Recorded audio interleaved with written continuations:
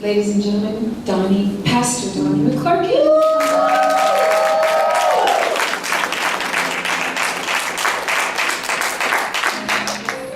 I'd like to welcome to the stage my brother, who's one of the most prolific creatives of our generation by far, Mr. Don Lawrence. Don,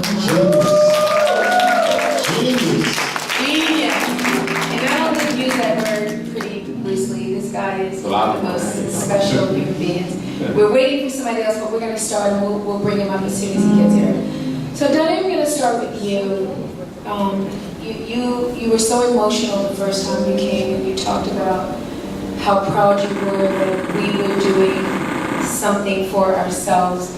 You were a part of a class with the likes of Kathy Hughes, T.D. Jakes, Ron DMC, Bob Marley, and more. What does that feel like as a gospel artist, as a pastor who's traveled the world, but to see your name cemented? It's not about a gospel artist. You can turn this down a little bit. It's not about a gospel artist. It's not about being a pastor. It's about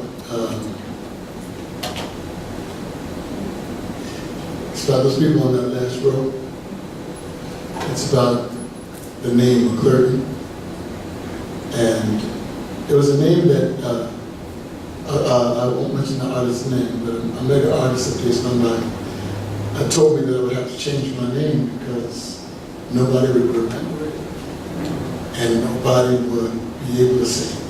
And they told me, you need to change your name to Donnie McClurkin because it would be easier. And now, some decades later, to be able to walk on the street here in Atlanta and to see my father's name, my grandfather's name, my family's name, so embossed, so out loud. That's the thing. That's the thing that matters the most to me, that you all saw, you all actually saw with greater vision than I did.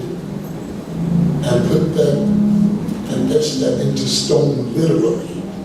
Etched it into stone. So that, more than being pastor, more than being artist, just being McClurkin, that's it.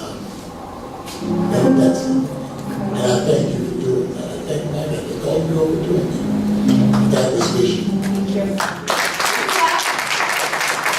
Like church and God, you can say hallelujah. Donald, you represent so much to me, and again, our friendship is one that I so value. Your class included the likes of Fela Kuti, Lauryn Hill, Ray Charles. When you got the call that you were inducted, but more importantly, when you were able to be there and see the likes of your peers, because they're your peers, going in, what was the moment for you?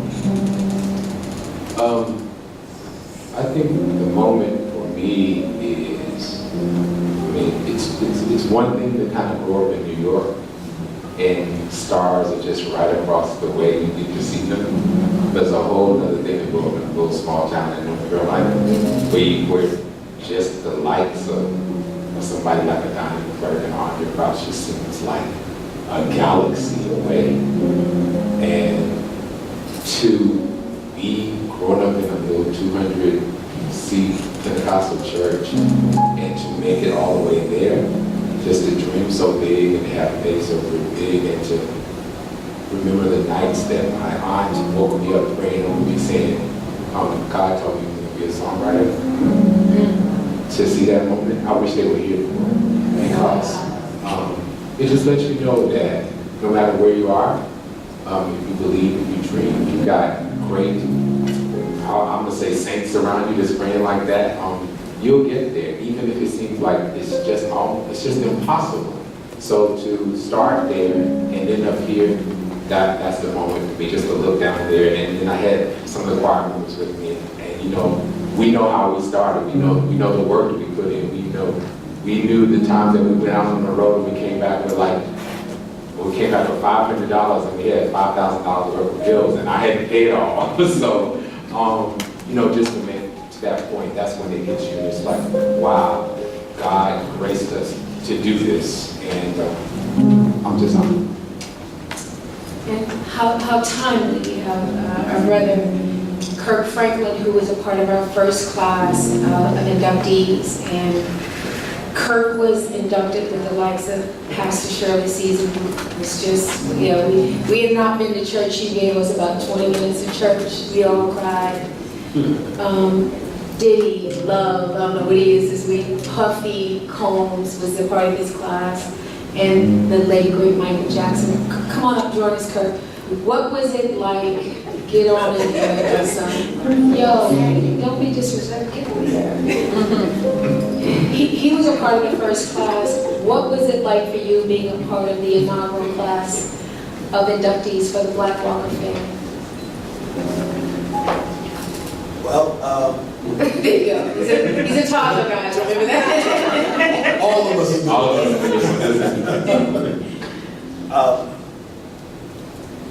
I think that your work in the team that we so kindly presented it on is, I think that what it just does is just continue to speak to our own community of those that they feel that has some type of contribution to the story that is uniquely ours.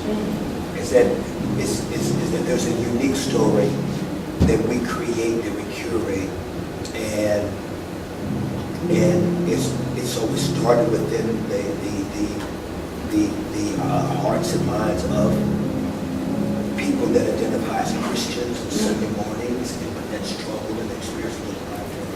You've got two architects here that have been so vital in the evolution of that conversation. And that moment for me was memorable. It's because it allowed me to just, in whatever way, to just be a part of that family and to just play a role in that extension. Because I love what Dr. Billy Graham said. He said that no one is a chain amongst themselves, but all of us are just links in this great chain. That's good, Pastor. And so,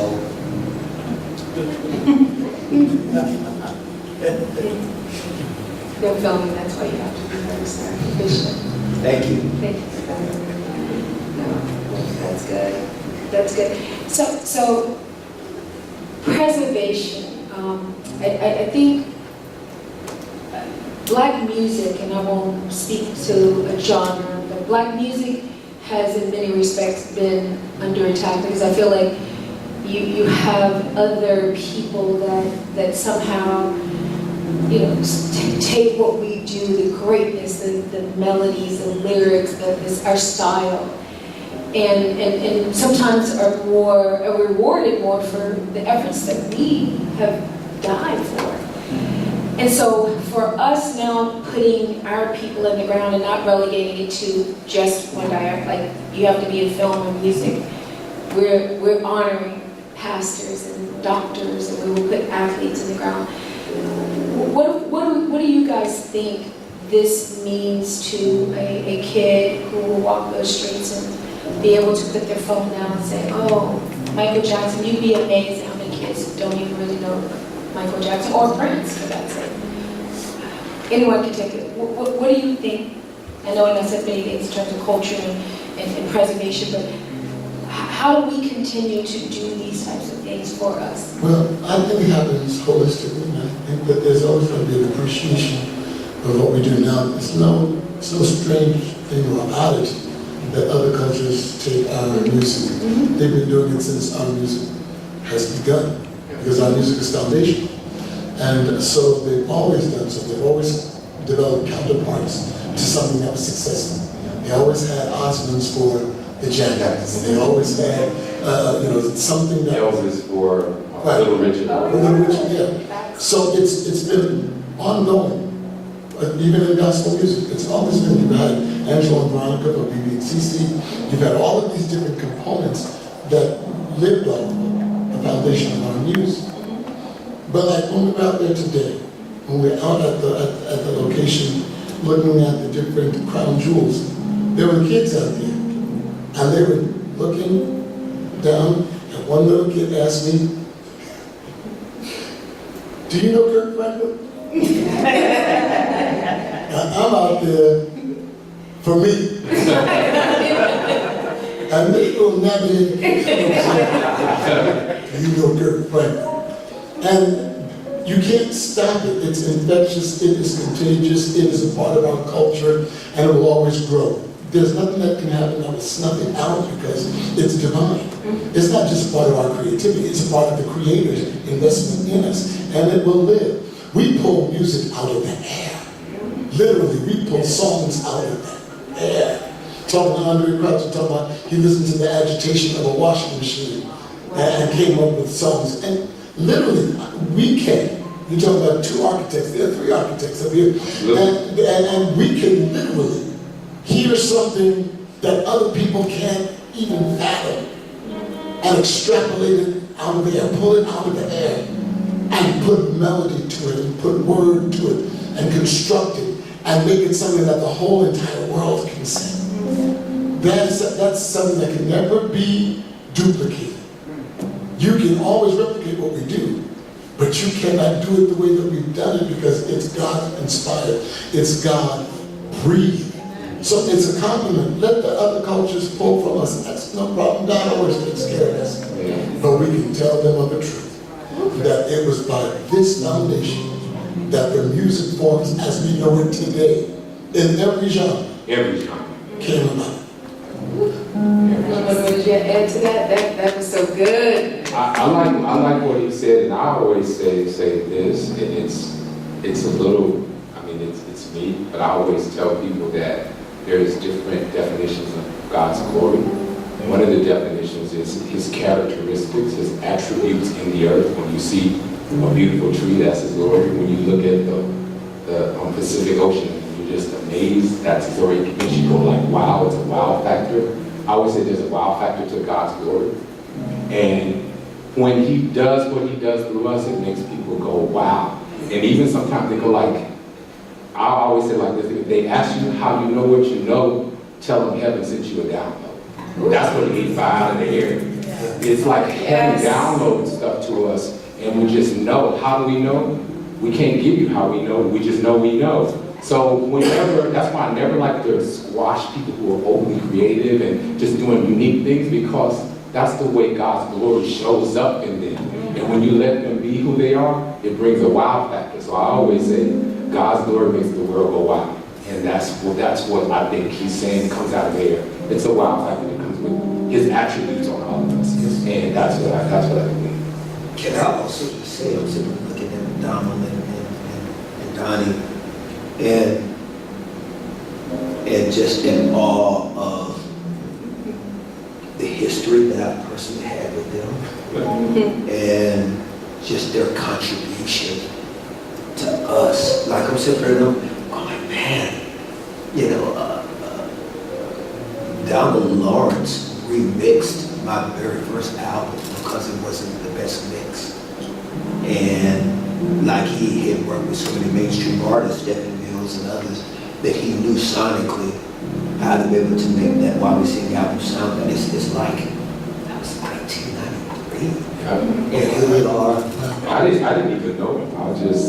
He just called me and said, I need some help and I'm out of money. Can you help me out? And I was like, sure. And I would call him and say, do you want this part? And he was like, keep my right there. That, he was like, don't take that out. It was like, I know he doesn't remember this conversation, but he was like, keep this right there. It might be something that he's able, or so I was like, I didn't know because at that particular time I was touring and I had kind of wasn't in the gospel music scene as much because I was on the road all the time. Yeah, and he's about to come out with this album called Tri-City. And you know, like I said, I'm sitting there looking at them and I'm like, whoa, I forgot that we've been rocking together. I mean, you know, like, and he doesn't remember, but on that phone call, I'll never get him saying it because I knew who he was. And I'll never get him saying, and he said, oh, and by the way, this stuff sounds good. I like this stuff. And you know, it's like, you know, I'm 23 years old, and yeah, and it's like,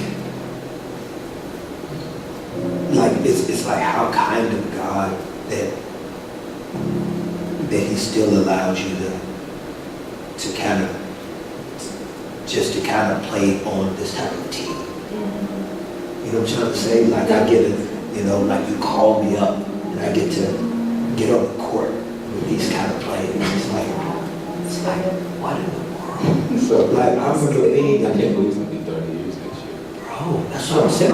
That's what I'm saying. Looking at y'all, or like, you know, Donnie was in London when me and the family were in London for the first time, and he just sat down with all of us, and he was like, "Y'all follow me, y'all listen." This young boy, God, I was 20 or 25, and it's like I just remember these moments. I remember when Donnie wrote "Speak to My Heart." Oh, here you go. I remember when this brother wrote "Speak to His Heart," and your sister back then, she know. He wrote "Speak to My Heart," and I remember going to GMWA in 1990. 91. No, 90. It was in DC. I know. Stay tuned for this, Father. It's good. First of all, I know is because I know there is no other gospel groupie like me. Ain't nobody, none of y'all can beat me telling dates and times about gospel music. I am a fan. I'm such a fan. I don't know about Trust me, I'm such a fan of everyone. I can tell you every little detail because I'm such a groupie. 1990, Washington, D.C. He was signed, Mickey Mouse, so Donald Duck was signed. All right? Mickey Mouse and Donald Duck. This Negro signed a record contract and signed Donald Duck. So he's still a free artist. Let's talk about the sale. Donald, Mickey, and Papa. All the same. And I'll never forget, and I just remember sonically, for the first time hearing "Speak to My Heart."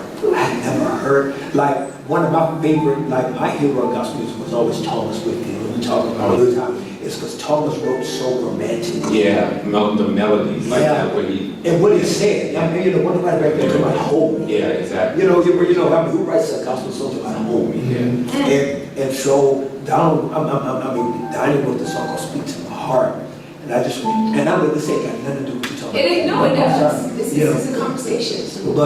But I just remember the melody. There you go. There goes some random kids.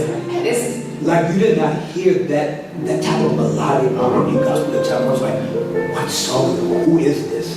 So I remember going to GMWA and they were singing at one of the showcases. And as soon as they finished, I ran up to them. Now mind you, because I've been this height since I was 6. And I ran up to him. I was 20 years old. I said, I heard your song, "Speak to My Heart." It's a beautiful song. He looked at me and said, "You never should have heard whoever let you hear their trouble." That's dumb. That's that nigga. That's that nigga.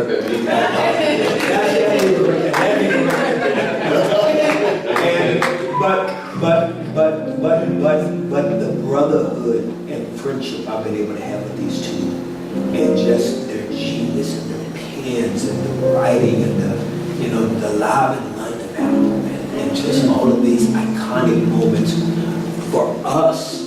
These things were broken down historically for us, and now they're part of the tapestry of who I am as a human. Not just a Christian, Right. but I'm talking about the species that I participate in. These moments are written in the tapestry of who I am as a human. Oh man, just a pain. I was talking Wednesday night to a bunch of younger people about how you and I would sit up in restaurants till 2 or 3 o'clock in the morning with our Bible, going back and forth, challenging each other's different doctrines, going into the depth of our hearts. And I'm telling you, this is real. This is real. We would sit back and talk about some things that we couldn't tell anybody else as gospel artists, and the things that we felt in this industry, and we became like this. We became like this. I'm not here working with Donald when we were doing fight. And Donald did something that pierced me. It pierced me. I've never spoken about that since. Donald looked at me and said, you know, I want to be your friend. I want to be your friend. I think I would make you a great friend. And you need a friend. Now that sounds funny, but without knowing me, and not knowing that I did need a friend, did not accept it because my background was a little different, you know, Pentecostalism. But that has stuck with me to this day. Those kind of things you didn't readily find in the gospel industry. But when the Bible said a friend loves at all times, a friend does love at all times. And that's why I'm glad that I came up in this segment of gospel history, where we developed a tapestry, as you said, a tapestry of camaraderie, where you can call on us at any time, and we're at each other's side. I think that what really helped us, and I say what he says all the time, That's got me in my motion. I came up with this guy, the people before us, like Andre Crouch, he was just like all things to all people. He didn't mind. If he could have signed everybody on the planet, he would have signed everybody. And he didn't try to keep everything for himself. He wanted to see, I mean, to go back and know that we got Going Up Yonder because Andre Crouch made it happen. When Walter clearly had Edwin, who was already a star. Andre signed, got their deal going, and then Andre brought us the wine. Andre put out Going Up Yonder, even though Edwin was famous. Like Andre gave us that. It was like Andre used one of his options for Walter on a 2-track recording. That was on light. They're Going Up Yonder. That's who introduced Love Center. Andre introduced Love Center too, and then of course the wine thing. But I think I knew about the wine. I just love how when he got to where he was, he tried to open doors to everybody and just try to keep it for himself. And I can say to you that even the conversation that I'm having here with y'all, that there is a, you know, and I know that we can have an intelligent conversation and then not lean in the realm of certain rises and emotions sometimes like it does, but to know that we are part of a genre that for a myriad of reasons, there is swift change. It's almost like I'm sitting also having a conversation and it feels like that I'm at a memorial. It's because I know that I'm having a conversation about a landscape that if I walk out those doors, it does not exist. Like I can't get on the plane and go to Chile. I can't get on the plane and go to UNAC or you know,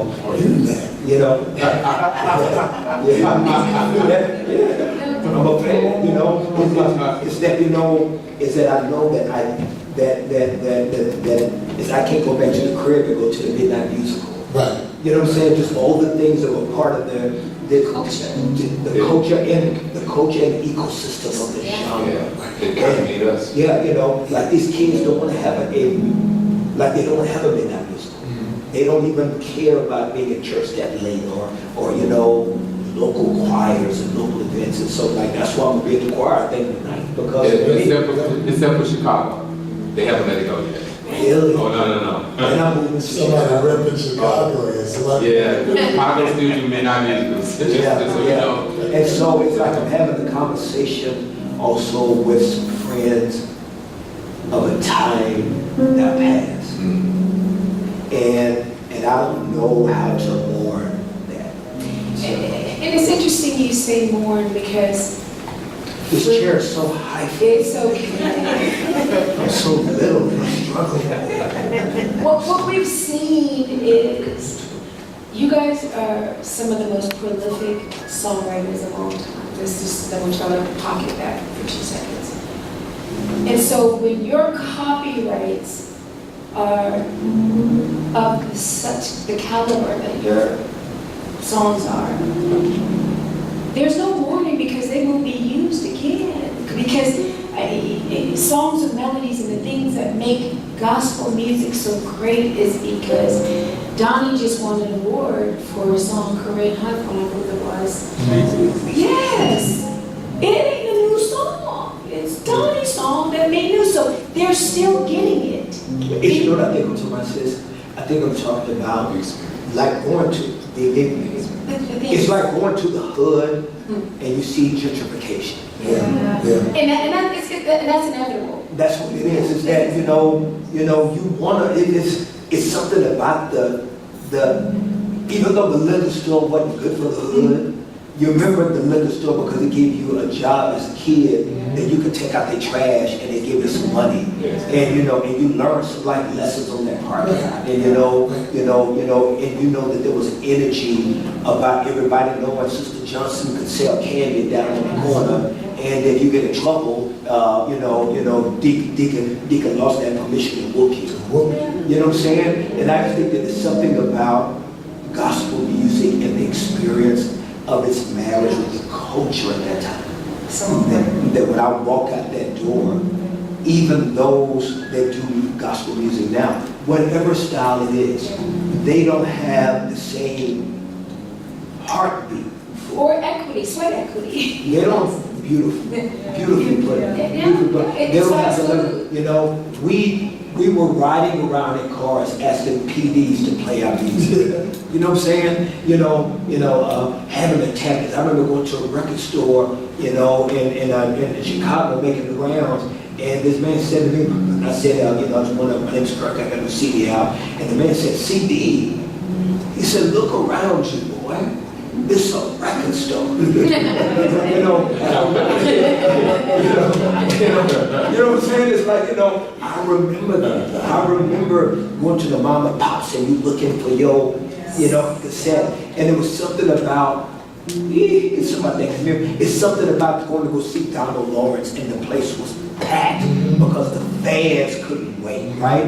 And now, people's belief systems have changed, ideologies have changed, their appetite for change, the context of faith has changed, and all of those are variables that do play into the changing of the climate of the music. And so my heart beats for all of it. Yeah. It does, it beats for all of it. When that Melodies from Heaven is the Sunday brunch song that young girls are twerking to.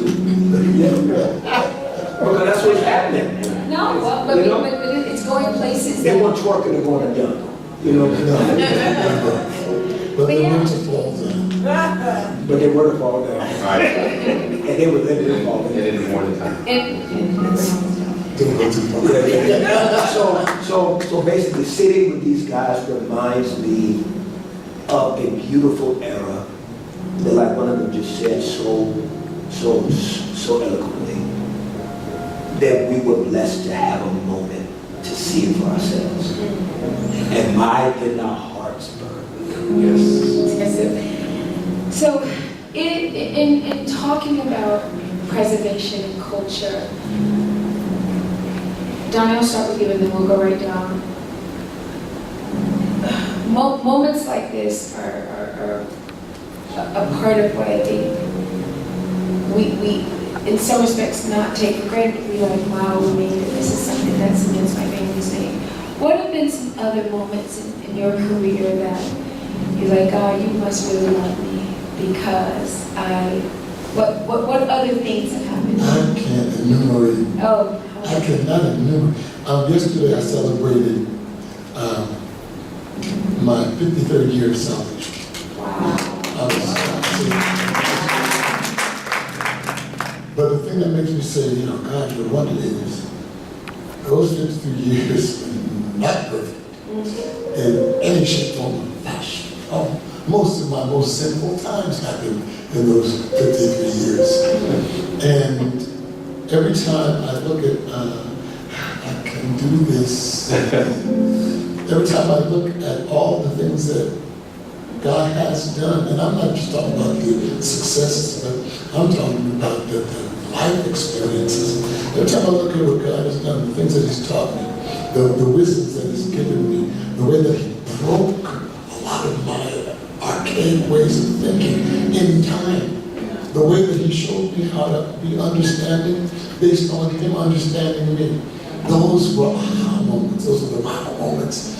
You know, all of the accoutrements, the Grammys, the Stellars, the Doves, the trumpets, you know, the Soul Trains, the BETs, the Image, that's nice, but that's peripheral. That's on the side. But the real moments that really matter to me, the real moments that really matter to me are the things that God showed me along the way. The way that He showed Himself along the way. The way that He didn't make a mistake. Man, He told me this. He told me this when I was 9 years old. When I was 9 years old, in 1969, the first scripture He gave me was Revelation, the 3rd chapter. He said, behold, I know your works. Behold, I set before you an open door which no man can shut. And I'm saying, why? I'm just thumbing through the Bible. And that's the scripture He brought me to. I know your works. Behold, I have set before you an open door which no man can shut. Then the next one He gave me was in Proverbs. A man's gift makes room for him and brings him before great men. And then at 11 years old, at 9 years old, I hear this song from Andre Crouch and the Disciples with a young Tremaine Davis singing at 17 years old. I drifted so far away from the Lord, but now I'm coming home. And when I heard it at 9, I break out crying. 2 years later, the man comes to our church in Jamaica, Queens, and I begged my mother on October 9th, Mommy, can we please go to the thing? You got school in the morning. I know, but I won't miss it like I had a choice. And we went out to the concert. He sang. And I'll never forget, I was sitting next to Sandra Crouch. And she was sitting next to me and she had pants and she had makeup. And I looked and said, you ain't saved. She said, I beg your pardon. I said, you're not saved. She said, why? I said, because you got on pants and makeup. She said, I guarantee you I'm saved. And they sang those songs, and after the concert was over, they went into the pastor's office, and everybody cleared the sanctuary, and I begged my mother, please, he's in that room. He's in that room. Can I just wait for him? I'm 11. And she said, Donnie, you know, I said, Mommy, I promise I'll get up and go to school. She said, but he's in that room. And she saw something. And she said, okay, go sit, but only for a few minutes, then you got to come back. They turned all the lights out in the church, except for one light over the pulpit, and I'm sitting there, legs swinging on the pew, waiting for that door to open. And sure enough, about 3 minutes later, that door opened up. And Andre came out. And he said, hey, little guy. I said, how are you? I said, I'm fine. He said, what's your name? I said, my name is Donnie. He said, my name is Andre. I said, I know. He said, are you born again? He immediately went to evangelizing an 11-year-old boy. Are you born again? I said, yes. He said, do you sing? Do you play the piano? I said, no, I don't. He said, I didn't either, but my father prayed for me. I said, my father can't pray for me. He ain't saved. And I even said to an 11-year-old boy, do you mind if I pray for you? And he laid his hand on my head. And he said, one line. He said, one line. He said, God, give him what you gave to me. And he patted my face. And he walked away. And that's how the transfer happened. That's another wow moment. Wow. That's how all of this happened. I stumbled into this simply by being at the right place at the right time. And so that has happened all the way to this very day. I got my Zulu name from Nelson Mandela. He told me to bend down in front of him, and I bent down, and he said, what is your name? I said, my name is Donnie. He looked at Chief Mulesi. Now he said, Chief Mulesi, he held both shoulders with his cane. He said, rise, Pusiso. stumbling into these things, stumbling into meeting the Queen of England, stumbling into these things, not knowing how these things happen, but God. These, I'm not saying it's just because we're here. Take two. Darwin too, we developed something that is absolutely indelible. It cannot fade away. It cannot be changed. This is something that is divinely inspired, and it is only God that can do this. Amen. So when you ask me what moments, those are just a few of a million plus. Yes. Where God has shown himself to be mighty and strong, and showed me that he can take a little nothing boy, a nothing boy, a nothing boy, another boy with physical deformities and a ton of insecurities, can change his life and make his life worth something when other people told me that I wouldn't be. I had that testimony where people came and told me that, no, nobody's ever going to want to hear you sing. No, you can't sing. And they marginalize you. I got this guy. I got this. I got this. I got this. And they marginalize you. And then God does what he does best. Man, I've got so many of these stories. It's unbelievable. I'm here by the grace of God.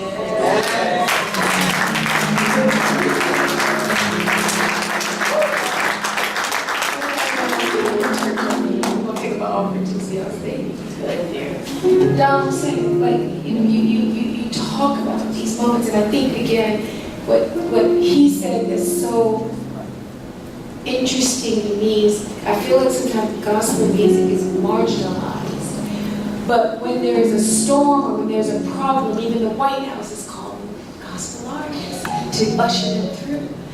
Don, what are some of the highlights and the moments? This is so special. Yeah, just like you said, as I said earlier, when you live in a big city and the people are already there, they seem a little closer to you. You're in a little small town, everybody seems so far away, and you just sit and look. I was that kid that would go to the record store in the little small downtown and go through the bins and read all the credits and and just see what was going to be the newest record. Sometimes I would pick a record just based on how the album cover looked. Because the album cover looked really unique to me, then I'd buy the album. But I had so many moments, and like you said, like, one of those moments would probably be, for me, I remember this, I was around 14 years old, and I was asleep. And I grew up with my aunt, I didn't grow up with my mother or my father, but my mom's sister. And she was that lady, she was that, I'll never forget, and if you ever grow up with Pentecostal mothers, listen, you may wake up and you just be drenched with oil, like it's just, you could be asleep and you wake up and you just got stuff on your face, So, when I was around 14, one of those experiences, I woke up, she just looked at, and she said, I had a vision, and I saw all of these notes coming out of my head. You're gonna be a songwriter. So the first song that I heard on the radio, I never forget, I just cried because she told me that she prophesied it to me, and that just came from my family. And then as time went on, I was obsessed with a lot of, like, I loved Andre, and to get to spend time with him and him pour into me. And I loved the Clark sisters. I thought Twinkie Clark was the most brilliant person, and I just would listen to it day in, day out, to the point to where if family was around and would say, just give us 30 minutes for air, just 30 minutes and you could go back. So, to end up in the studio with her, and I go, no, do this because this is what you used to do back on that thing like that, and they just look at me and say, hey, the fact that I could go into the studio with them and tell them how to do what they already did, I knew it that well. I think one of the most amazing moments to me, because I was an avid Clark Sisters fan, and I used to always want them to win a Grammy. I was like, why didn't they win? And you like your team, you always want you to win. I would always say that. So to be at the Grammys and watch them win, I was just praying, like, please let them win. Please let them win one. To hear their names called out 3 times, and I did the record, you will never know what that did for me. You see this? If you know the Clark sisters, they're always doing something. I was like, this is your first Grammys, and you were backstage getting dressed and putting on makeup. You didn't even come to do your speech. And they were trying to get me to come to the stage. I wouldn't even go to the stage because I thought it was their moment. I was like, I'm not, their mother wanted them to do this, and it took them 30 years to get here to do that. So that would probably be one of the big privileges that God trusted me enough to help them get to something I thought they already deserved. So that would be one of the big ones. Kirk. That's huge. First of all, that is huge.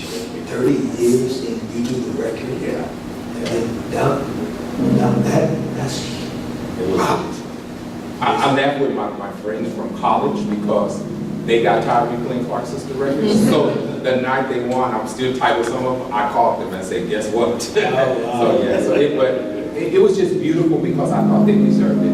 And like what he said, I just hope we don't get away from imparting into the next generation. Like organically, not really trying to, but really like what Andre did for him, what my Andre did. And Andre did the same for me. Andre would call me all the time, we would talk, and he would say, Andre literally said, I have a piece of a song.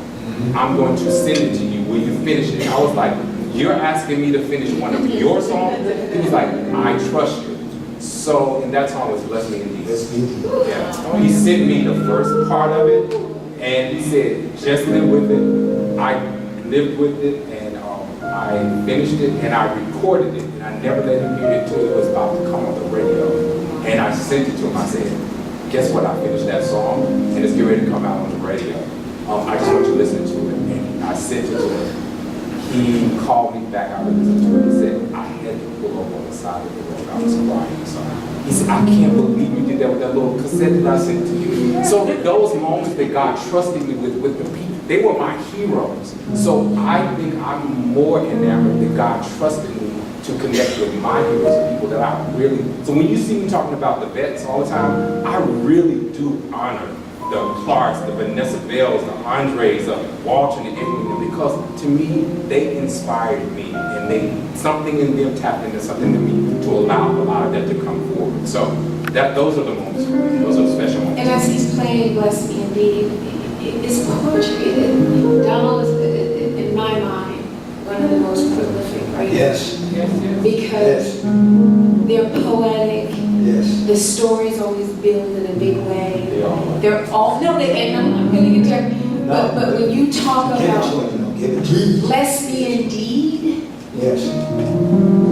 If I could sing, I would, but it's special. You're right when Sunday comes. Yes. See that?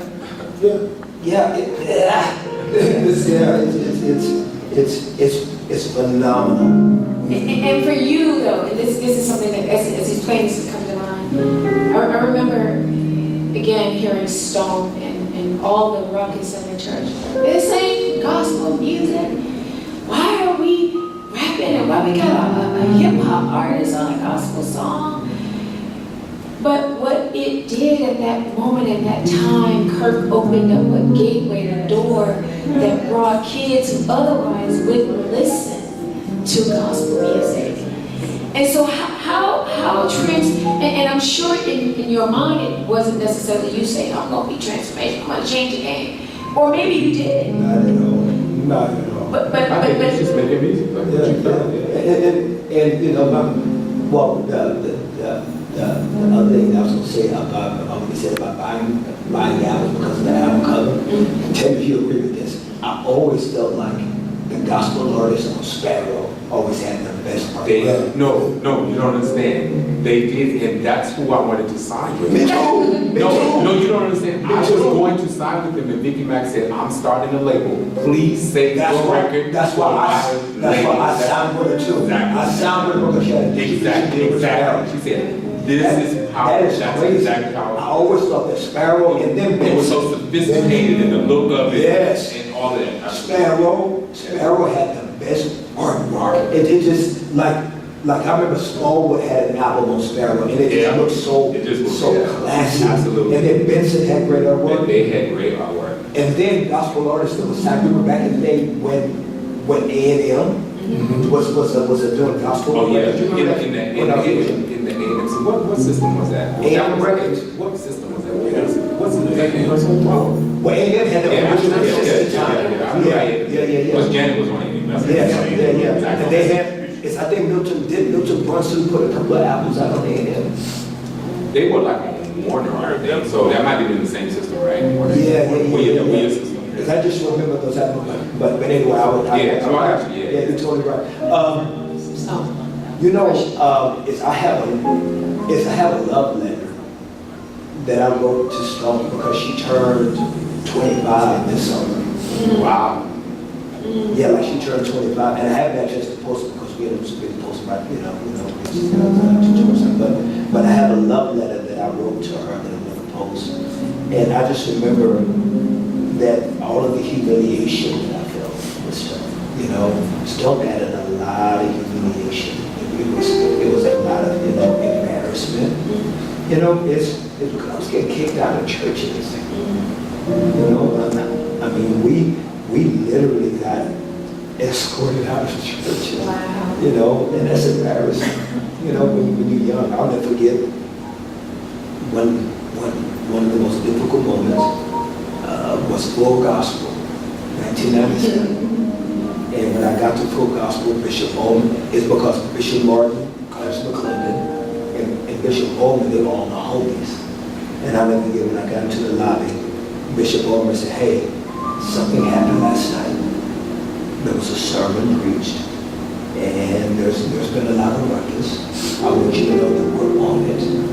We're dressing. I just need for you to know that it's turned to a thing, but we got you."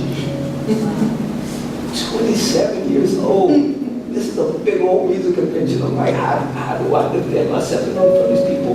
But there was a pastor the night before, and she had just laid it out. She had just laid it out. And I'll never forget going into my room. I was just mad. And I'll never forget. And I'm not going to try to be super spiritual, and I'm always going to be very cautious about the Lord saying this, the Lord saying that. Sometimes that can be just gas. And I've been going up to my room. I was just pissed. I was like, God, I asked for none of this, and why did they mean, and I'll never forget laying on the bathroom floor, and right there in New Orleans. And the Lord laid on my heart in a way that I can receive it at that age. If they don't have nail prints in their head, or Lord prints in their head, and nail prints in their hands, you owe them no explanation. I'll never forget that. I'll never forget that. And but that's all I had, because it was a very painful, embarrassing moment. And so, but I've always loved gospel music. There's no other genre that I've ever wanted to do. I've never wanted to do anything like gospel music. I love gospel. Edwin experienced the same thing, so he always felt your pain. He experienced it exactly like you did when Oh Happy Day came. Oh Happy Day. He experienced it the exact same way. He experienced it when he was never going back to church again. He stopped. And the only way he got back in church was to walk to start church. He left. It was that they would call. It was as bad or worse, because he even said when they would come, they wouldn't talk about them over the pulpit and drag them to the altar and go like that. So it was the same thing. Well, like 20 plus years earlier for him, Little Happy Day. They did the same thing. And now when we hear those songs, they're like, you think, what was the ruckus about? Like, think about it. Oh Happy Day is not like, what was the big problem? So, So we're going to take about 5 more minutes, and then we'll see if there's a couple of questions to each of you. What do we feel like our responsibility is in this new age to the Black church? The pandemic has created this disconnect of sorts, where, again, my summation is that kids don't want to be in a building, they want to be on their computer. There's no coming together. There's something about where 2 or 3 or more gather. That notion has been lost, and I also feel like the Black church is under attack because of certain ideology. We come in all shapes, colors, and fashions, and beautiful, I call it a tapestry. I think somebody said tapestry. But when you put pressure on kids to conform to what is, and I've heard many kids say, well, who wrote the Bible? We don't even know the author. And I finished, I said, but I know who the finisher is, and that's Jesus. So what is our responsibility? What do we think our role is to your pastor? Let's let the pastor go. Yeah. What is our Responsibility. Our responsibility, our obligation to this Black church? I think that the architecture of the question can also be, what is the responsibility of the Black community to the Black church as well? Yeah. That I think that the nuances have always been on both sides, this lack of commitment to service.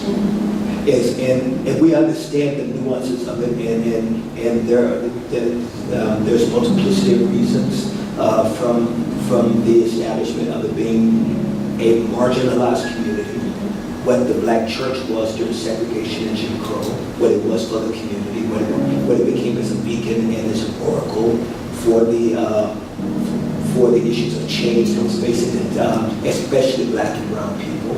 And it never really made necessarily a pivot from so much horizontal narratives that it never became as vertical as the context of the conversation could have been. But the duality of the responsibility, I believe, is on both.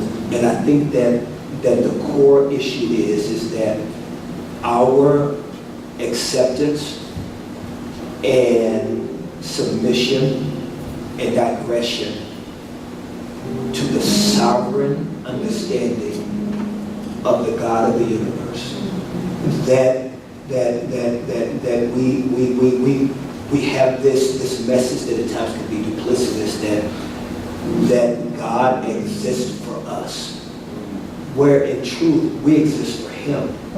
And so as we maneuver in this space of God loves me but He doesn't need me, that I'm saved to serve, and if my service is not within the work of the four walls of the church, and if the four walls of the church is also forgotten, it's called to real evangelism, then you have both working against each other. So until the Black community and the Black church have an understanding that both there must be a confession of shortcomings, that there have been many mistakes historically where the Black church did not always live up to its creed and principles within that community, while at the same time you have communities that a lot of times pimped and played the Black church. And so, and we know this historically. We understand that there's written documentation and manuscripts to be able to support these arguments. And until there is a level of repentance and acknowledgement that we were having churches on every corner, but at the same time there were crack houses and liquor stores in the same neighborhoods as well. And so, and we didn't empower our people to have a voice to be able to make change, that we were so busy trying to get people just to be saved. Like, I'll never forget asking one theologian, why is there not more conversations about apologetics and biblical history so that people can be able to intellectually argue for the Christian faith? He said, because most of the times on Sundays, and this is somebody who's a very well-trained scholar said, is because most of the times our people are coming through these doors already beaten up by society, that by the time they fall in the pews on Sunday, they're just trying to get something to get to Monday. And that historically has been the challenge of our communities and our people. So that's why I said that, in my humble opinion, just from my observation, from my own study, and wanting to be a student, is because because I have always had a sensitivity to this broad space of ignorance from those of us that have had microphones within this space of the conversation. We've not been able to argue in defense of not only the music, but the faith, can believe why we have not been able to continue to see an advancement with the people that sing the music and the people that receive the singing of the music. And I believe that it's a dual space, and until we take that type of responsibility, I believe that we will continue to have a conversation of why more than how. Oh, yeah, give it up, Donnie. Well, I think, just being back on what Kirk said, I think my responsibility is through my art, through song, parallel with scripture, that I empower my people. I tell people all the time, the black church experience is not the white church experience, because black life is not like white life. So when they come to church, like you just said, sometimes they come so beat up. I have to sing things that make them love themselves, because again, exactly, and believe that they really are the head and not the tail. To believe that they can go out and become entrepreneurs and these things that we just sometimes just don't have embedded in our heads. And I also have to make them be proud of and love who God made them to be as a culture, as a people, to stop feeling like everybody else is better than them. But again, it's church, it's good news, so I'm going to find a way to parallel the scripture with this message so that when you leave listening to me, you will at least be able to go into the next week feeling like you can do things based on what God has given you to do. So I think that's my responsibility inside the church and outside, that I give them some tools via song or whatever to make them love who they are, go and get their inheritance, because we all got it. And that's how I feel. Pastor Donnie. You want to give me that question? What do you feel your responsibility as an artist, pastor, to the black church? We talk so much about how broken we are as a community, and every Sunday you have people religiously go to the pews over and over and over again.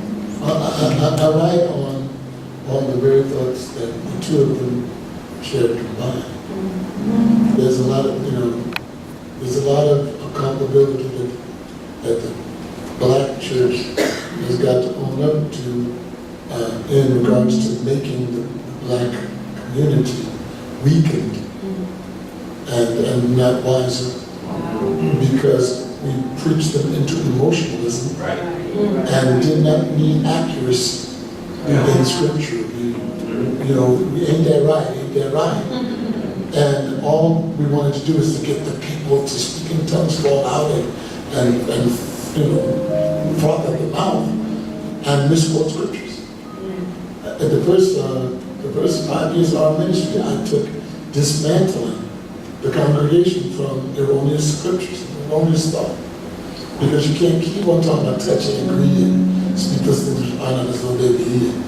You can't keep doing that. You got to do it in context with the scripture. Everything's got to be contextual. That's why I love your music. Everything has got to be contextual. And we've been taught not to really care about what the scripture says as long as the preacher says it right. Wow. As long as the preacher going, God, and we respond like Pavlov's dog to the bell ringing, and we become radicalized in many ways, and it's causing us to come for a feeling like a drug addict goes for a hit, and then go back out into the world, deal with the same broken cycles with no remedy. The church is supposed to be something that gives you hope, insight, counsel. It's supposed to be something that gives you correct theology, but it's in our cycle. In our cycle, it's been more about making me feel good. And so we allow, I'm about to say something, so give me Christmas God. I can't stand this question. Did he say Christmas God? Yes. It's allowed these false prophets and these other people to come up and just decimate And it is because the pastors have allowed these wolves in sheep's clothing to feed off of their lambs and make them lamb chops. We have allowed these things to ravage us. Yeah. And then the imperialistic preacher came on. And then the imperialistic preacher was the guy that could not be anything on his job but a custodian. But could come into the church on Sunday and say, the Lord told me. No theological background, no intellect, no understanding of the scriptures, but the Lord told me. Glory to God. And God took the heat out the flame, and then people just going crazy. And these are the things that totally left us impotent. And continue to. And because there, like you said, there is no forum, there is no quorum of pastors that will call into accountability the preachers. Call them into accountability and let them understand that you can't just do this and think that we're going to grow. I tell the people in our church, you've got $1 million right here and right here. And my job is to make you understand who you are and who God's called you to be and what you can accomplish. Speak in tongues all day long. I speak in tongues more than many. But the bottom line is I've got to know the truth. And I've got to preach the truth. And I've got to live out the truth. And I've got to become everything that God called me to be. I don't give this to them, and I just give them the happy pill. Then we're just another black church on the corner. When people come in, oh Lord, what did they preach last week? I don't know, but the show was good. That's what we're dealing with. And then we look at the other cultures who sit down and they take the time to methodically teach, methodically give wisdom, methodically give understanding. No, we don't have apologetics. We don't know what apologetics is. Some of us think apologetics is just apologizing. But we don't know how to declare our faith. We don't know how to sit and defend the truth of the Bible because we really don't know the Bible. We're still misquoting scriptures. For God so loved the world that he gave his only forgotten son. We're still doing this. And it's acceptable because it's become a part of our black church culture. But there has to be something that will bring us to a sobriety where we understand, wait a minute, I'm supposed to be coming in to get information, education, inspiration, impartation, revelation to utilize in my life and to become great. But when people preach that stuff, the very community says, oh, they're just preaching prosperity. They're not preaching the gospel. Why? Because you think the gospel was made for the church. Gospel ain't never been made for the church. But the church is saved because of the gospel. The gospel is made for the world. For God so loved the world. It wasn't about the church. It was to make the world the church. But we hold the gospel hostage with immature thought, with unfinished thought. We hold the gospel hostage. And if you take it anywhere outside the parameters of these four walls, then use a devil. Use a devil, you out there singing to that devil. How dare you take that out to the club? How dare you take that out to the, you was at the club? And then you have to say, get on your knees and fast for 4 weeks. These are the things that have created a problem. A problem. This gospel was never made to be held hostage to people who don't know how to really rightly divide it. And make, the Bible says, make that person 2 times a son of hell than they are. We kill the ones who are trying to educate us. We kill the ones that are trying to put us back on track. Because we have taught the people it's about sensationalism and not the true understanding of the scriptures. So that you can rightly divide them so that you don't need to be ashamed.